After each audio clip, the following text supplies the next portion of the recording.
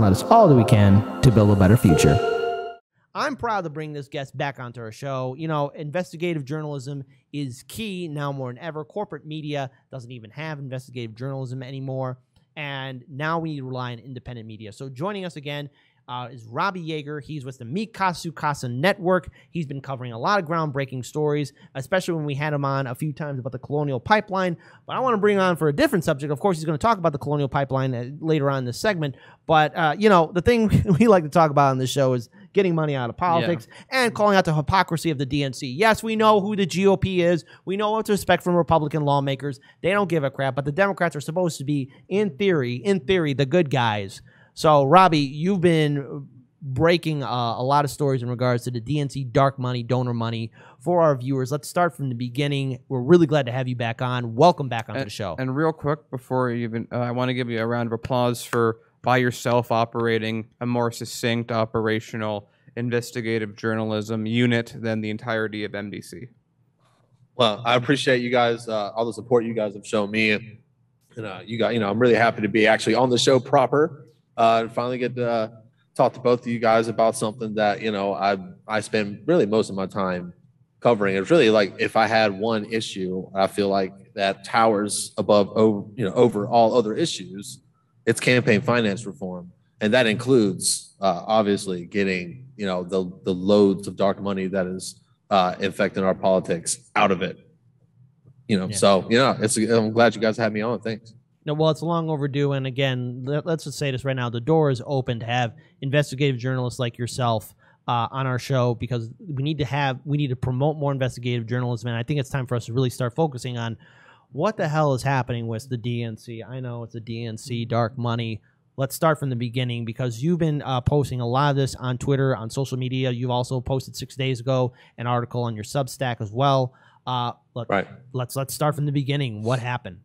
So basically, over the last, especially since the 2018 election cycle, but especially in 2020, there was a huge influx of liberal-leaning dark money. And whenever I say dark money, I feel like we should go ahead and just assume that we don't know the definition of that, right? So dark money is typically money that comes into usually a super PAC, right, from an organization such as a 501c4, which is a type of tax-exempt organization or nonprofit that does not have to disclose who they get their money from, right? So when they make the donation in the name of the nonprofit, right? So, it could say, just for lack of a better example, we could use Center for American Progress, right? Center for American Progress does not really, own up to who donates to their nonprofit. And so if they chose to donate to a super PAC, it would just say $1 million from Center for American Progress, and there would not be any kind of accountability beyond that. So when we talk about dark money, that's what we're talking about. So whenever we're going to the 2020 election, how many times have you guys heard, especially Democrats, rail against dark money and rail against super PACs? It's a staple of the campaigning rhetoric that they use especially since Citizens United back in 2010. It turns out they do it better than pretty much everybody else, and that was shown in the most previous election, where they just completely overmatched Republican dark money. It was like 512 million to like 200 and some million Democrats to Republican, as far as the amount of dark money that was supporting each party. And one of the biggest players in that was a group called the 1630 Fund, right?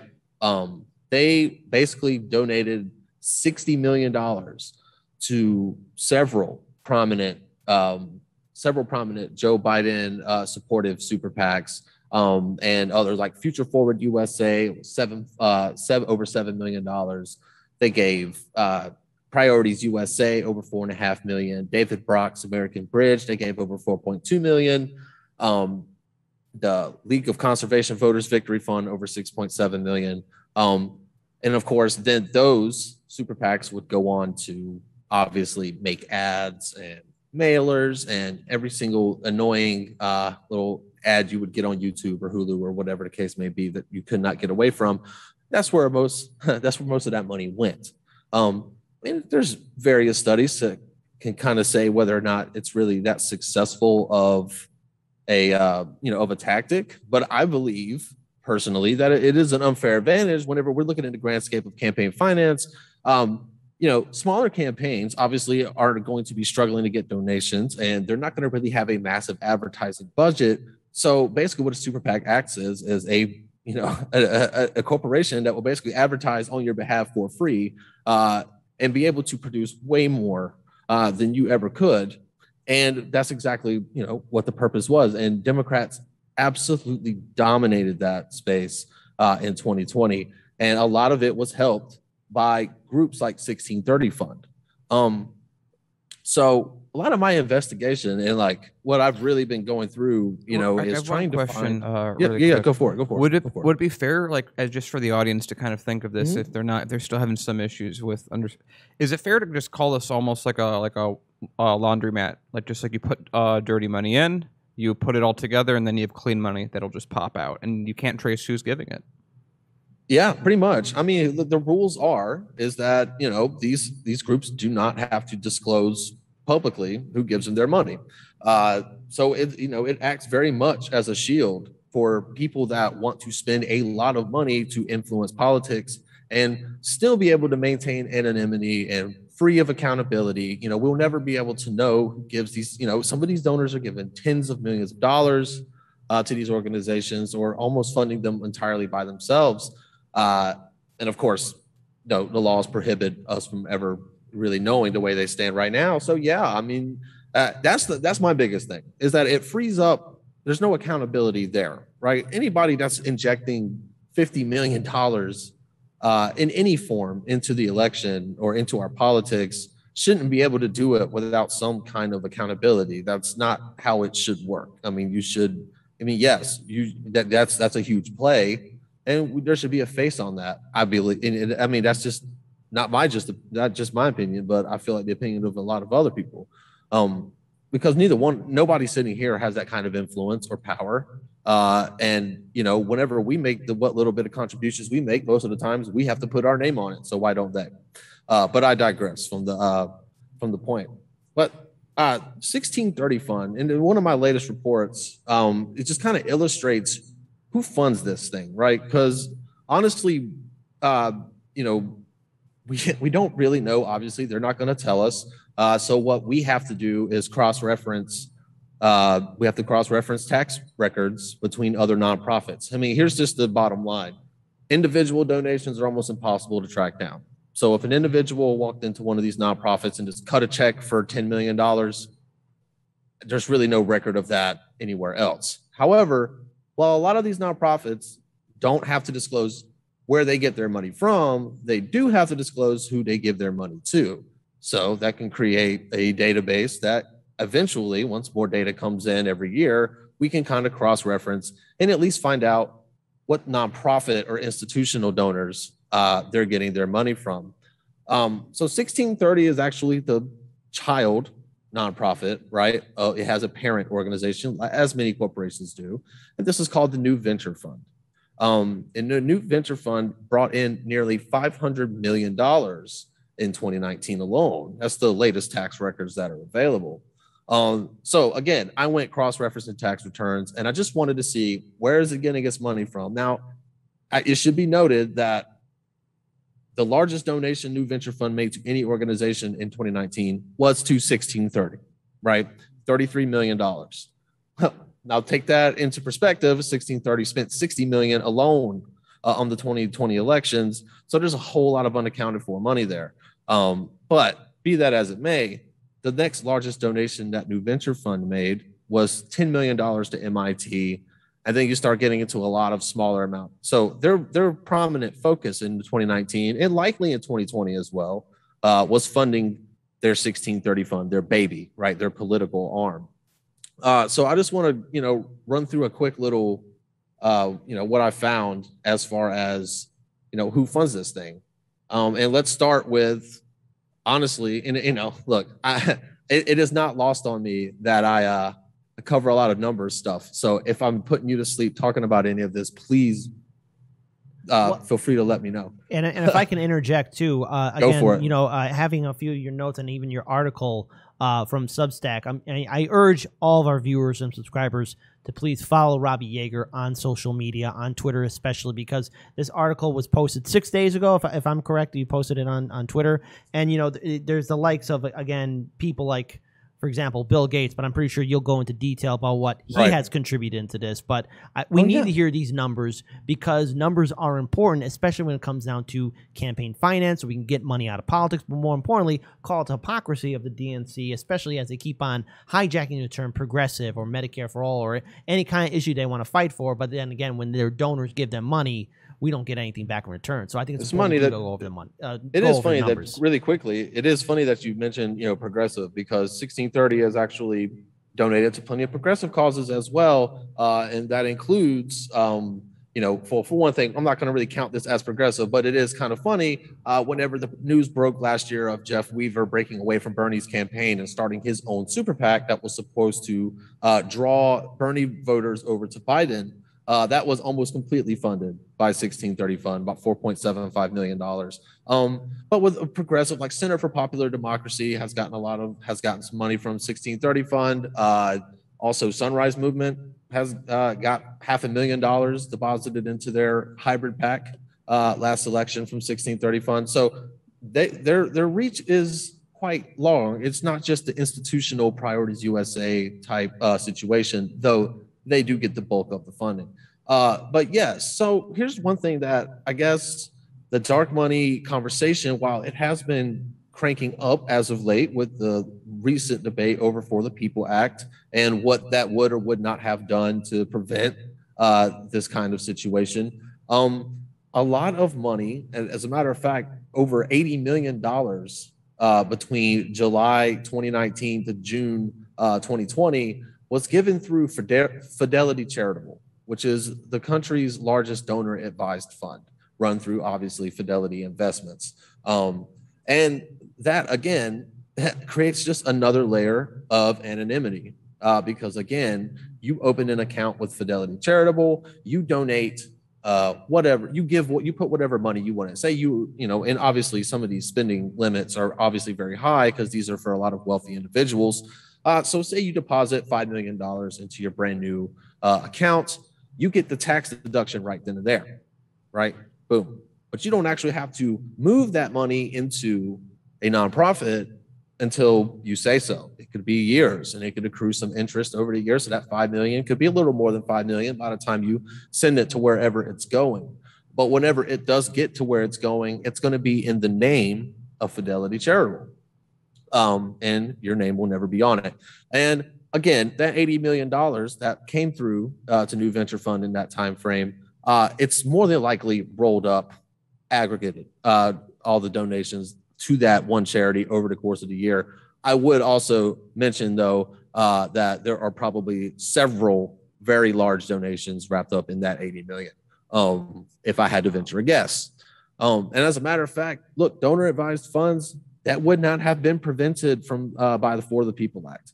And actually, matter of fact, and I hate to kick a dead horse or beat a dead horse, but it just kind of shows that there was a lot of conversation around that just wasn't had as far as improvements that could have been made to that legislation to really give it some teeth when dealing with transparency. But guys, I should say that because again, there's the 80 million from 2020's fiscal year. Before that, it was 73 million, which put it into top 5. So, I mean, $153 million in anonymous money to one group over the last 2 years. We'll never track that down. But the second largest donor we are at least able to identify over the course of our research over the last 2 years was none other than, as you said, Bill Gates through the Gates Foundation. It's given, let's do my math right here, close to $45 million to the New Venture Fund since the beginning of 2019. And I know a lot of people like to say that Gates doesn't really get political. Well, whether or not you can really, I would disagree. I would definitely disagree with that. But again, whether or not he wants to admit it or acknowledge it or not, a large bulk of his money is going towards influencing our elections, at least on some scale. Again, he gave $19.5 million in 2020. The year before, in 2019, he gave New Venture Fund $25 million. That makes them their second largest identifiable donor. At least, again, non-individuals that we could identify. Yeah, and look, the list goes on and on. But go ahead. And yeah, so even if you're getting the fund, a lot of this works out roughly that you have a lot. I mean, it's like regular mom and pop people don't just walk in and go, "Hey, I'd like to put $200 into this dark money fund." This is a concise effort of people that are putting in hundreds of thousands, millions of dollars per donation. I'm sure that we have some back and forth going on. And hey, wink, I'd really like these candidates to get this money for this cause because I've already okayed it. It's like a washing machine in terms of its process. And so even if you're Gates, and it's like, again, there's a lot of people.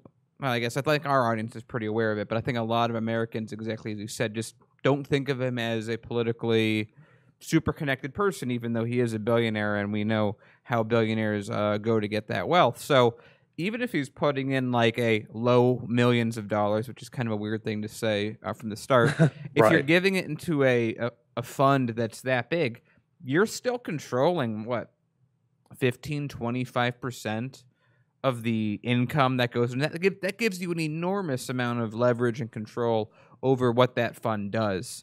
So, I would say, yeah, Bill Gates calls anybody. That's a huge amount of influence over, So yeah, I would definitely agree with that. For sure. And so then you have, Gates can do that. And again, I even go back to like how Bill Gates started with Windows. Is his parents were lawyers that worked for the government, and they were the ones that made it so that Microsoft Windows was the default operating system for the U.S. government. He didn't earn it in a competition. His parents were able to write it into the agreement, and so he's from his start worked in politics to get what he wants. I mean, but isn't that kind of like the story, right? I mean, that's kind of how our country was built. People just getting the inside track, and then giving everybody else they know the inside track, and then leaving everybody else kind of left in the lurch. If I can add on just a little bit something else too, because I'm pretty sure a lot of our viewers, especially those who not only follow you and Mikasu Casa, but Hard Lens Media and so many other independent media networks. I mean, this is a story that we're all too familiar with about dark money. But one question that's probably going to be brought up is, okay, there's this PAC that's giving all this laundered money, this dark money, which you gave in detail about what it is and just who's connected to who. Does it even reach out to some of the progressive organizations that are highlighted or protected by cul-de-sac progressives, such as Justice Democrats or Brand New Congress or Our Revolution? Because the thing is, with this kind of influence and outreach that it's had, we're seeing something that, again, very few Americans really know about. Is it impacting a lot of these quote-unquote progressive groups that want to, I guess, hold on, everyone, reform the Democratic Party? Is it also impacting them too? Well, here's the thing, and this is what usually people like to fight with me about, or at least get mad with me about when I say this. But whenever we're going by the letter of what dark money is, it may not be this specific PAC. Well, like I said, 1630 fund, it's the main focus. New Venture Fund is where all this money that we're talking about is going, which again filters down into their 1630 and then is dispersed to these super PACs. Right? That's generally what we're talking about.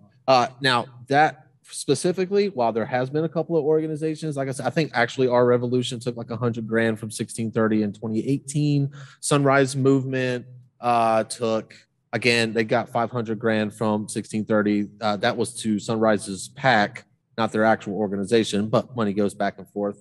But here's the thing, in general, there's dark money everywhere, especially even in progressive spaces. A lot of just about any 501c4, right? When they file their tax, their 990 form, that's with their IRS every year when it's made public.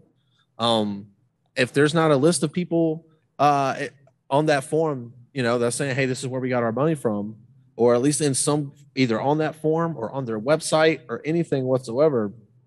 I mean, yeah, that's dark money. I mean, if you're Sunrise Movement, yes. Center for Popular Democracy, America Votes, if you've heard of that. America Votes is almost entirely funded by 1630 Fund, in case anybody didn't know. There's tons of it. Even we were talking about, yesterday there was the big, the news about the six-figure ad buy from, a bunch of progressive organizations, including Sunrise Movement, including Move On, Working Families, which is another one that with Working Families is a lot surprisingly funded by a bunch of billionaires, in case you didn't know already. And that's a whole different discussion, and I know I don't want to take up, I could talk about that for an hour probably. Perhaps, but yeah, and one of them was Organized for Justice, right? Which kind of wraps me back into the New Venture Fund, because again, Organized for Justice is the dark money arm, the nonprofit arm of Justice Democrats, which otherwise was just simply like a PAC, right? And we don't really know who funds Organized for Justice, but they spent $500,000 last year attacking Pete Buttigieg. They spent a little bit more in the general in the primary going at Joe Biden.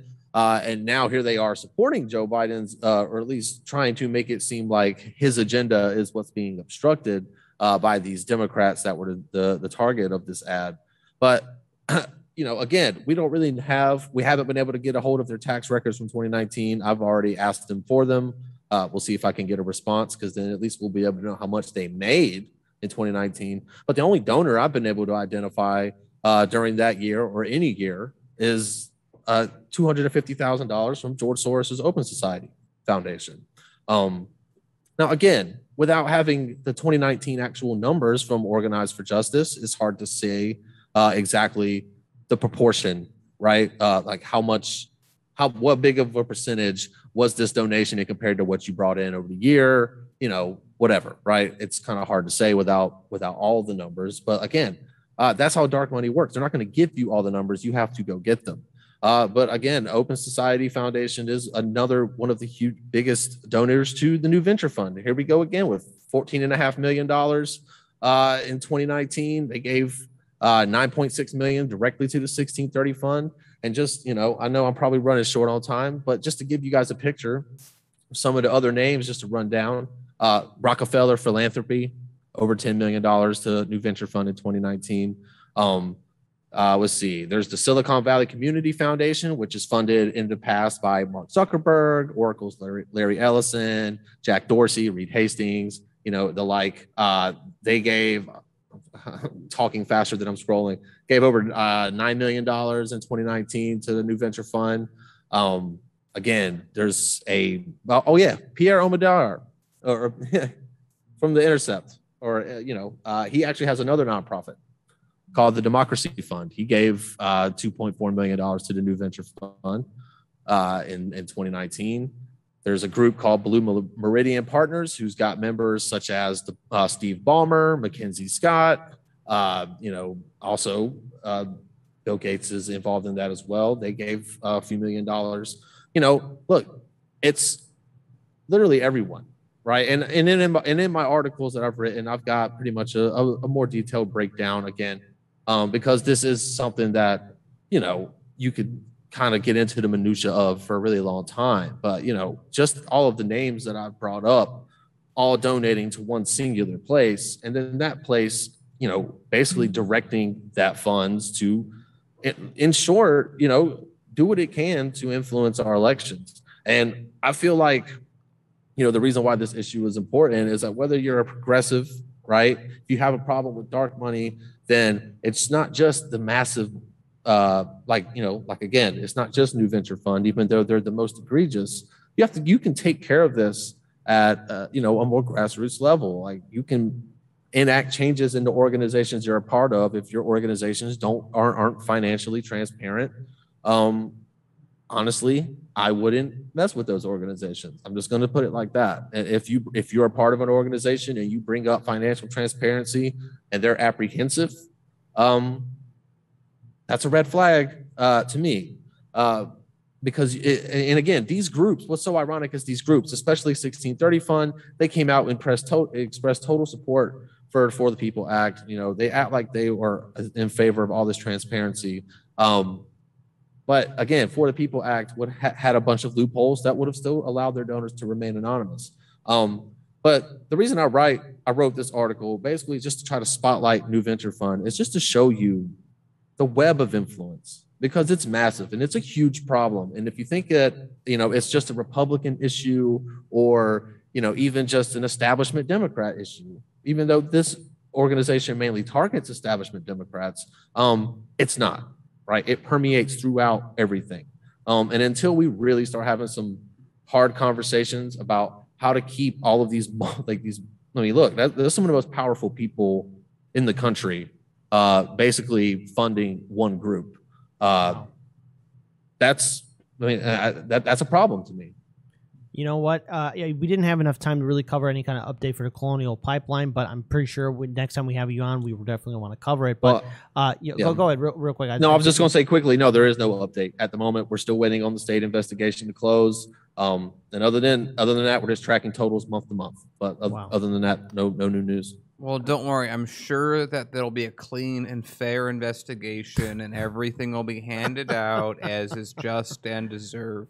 Again, this is fantastic reporting, and I just want to acknowledge something from our live stream audience. This is a super chat. JB Joints Brother, $5 says, thanks, fellas, for bringing on Robbie Jaeger, one of the last true journalists left in this dystopian nightmare we all exist in. Keep punching up. And again, Robbie Jaeger, you've been doing a fantastic job speaking truth to power and covering stories that you don't see on CNN or MSNBC or quote-unquote larger progressive platforms that do have the resources. You're doing something that, you would expect, a large network to have teams of people doing. So we need more people like you out there speaking truth to power, and you're always invited on the show. You do great work with Mikasu Casa Network. You do great work for your Substack. So again, for our viewers, if they don't know where to find you, where can they go to support your work and so that you can continue doing all these great stories like the Colonial Pipeline investigation, like this investigation of the DNC dark money? Where can they go? All right, guys, just once again, thank you for so much for having me back on. It's always fun, and I really am a fan of you guys' work. So congratulations on the new studio. Good luck with the move.